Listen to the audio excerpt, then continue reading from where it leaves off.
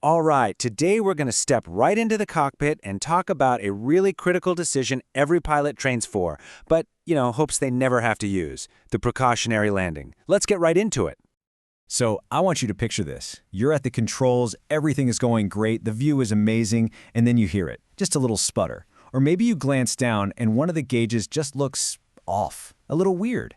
Or the weather that was supposed to be clear is starting to look pretty nasty up ahead. What's your move? What's the right call to make in that exact moment? And that right there, that's the whole point. This isn't about waiting for some huge emergency with alarms blaring and total chaos. No, it's about seeing a problem starting to brew and making a smart, proactive choice while you've still got plenty of good options on the table. So what's the solution to that really tense moment in the cockpit? Well, it's a procedure called a precautionary landing. And honestly, it might be one of the most important things a pilot ever learns. Okay, the two most important words in that whole definition are right there: premeditated and power available. Let's be super clear here. This is not a crash, not even close. It is a controlled, deliberate decision to land somewhere that isn't an airport because something might be going wrong, like bad weather, getting low on fuel, or a potential engine issue. I really like thinking about it this way. The situation itself feels kind of chaotic, uncertain. But the procedure? It's a straight line. It's a plan. You are still the pilot in command, and you are actively taking a moment of uncertainty and turning it into a predictable and, most importantly, safe outcome. Okay, so you've made that big decision. You're going to land, but where? The ground below isn't exactly covered in nice, smooth runways. So let's talk about how a pilot systematically scans the ground to pick the absolute best spot they can find. To make this happen quickly but also thoroughly, pilots lean on these great little mental checklists. One of the most common ones is called CALs, and it's brilliant because it breaks down a super complex decision into 5 easy-to-manage pieces. First up, C stands for civilization. Makes sense, right? You want to land somewhere you can get help. A field next to a farmhouse is way, way better than a field in the middle of absolutely nowhere. If something goes wrong after you land, you want people around who can help you out. Next is O for obstacles. And listen, this one is a huge deal. You are scanning for anything and everything that could ruin your day. Power lines, for example, are incredibly hard to see from the air.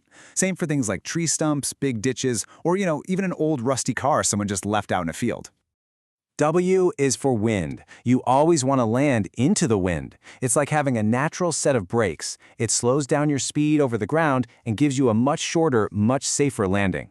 So pilots become these little detectives looking for clues down below. Smoke from a chimney, dust blowing on a road, even the way the wind makes ripples in a field of tall grass.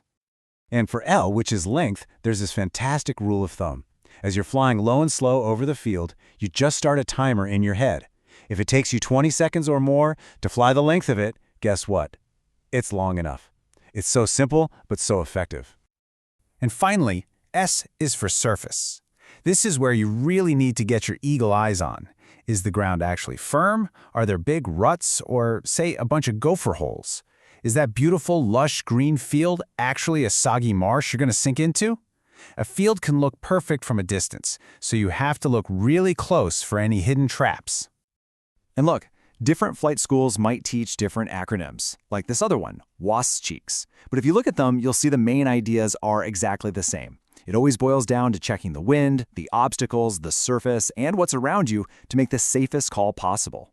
So you've used cows, you've picked your spot from up high. But you don't just point the nose down and go for it. Oh no, you inspect it. You do it carefully, methodically, using a 3-pass system that builds total confidence in your choice.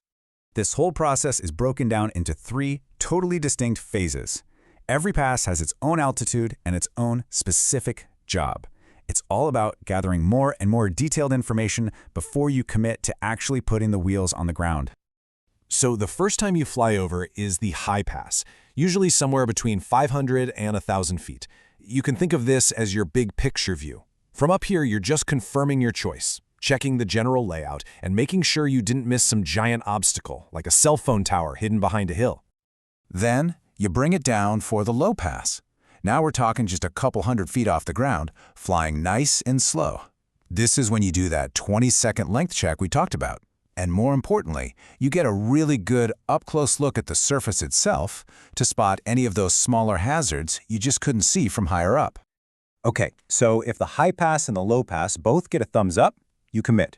You climb back up just a little bit, and you fly a standard landing pattern, exactly like you would at a normal airport. This is all about bringing a feeling of routine into a non-routine situation, setting yourself up for a stable, controlled, and totally predictable landing. The approach is good, the wheels touch down, but you're not done yet. The moments right after you land are just as planned out and procedural as every single step that got you there.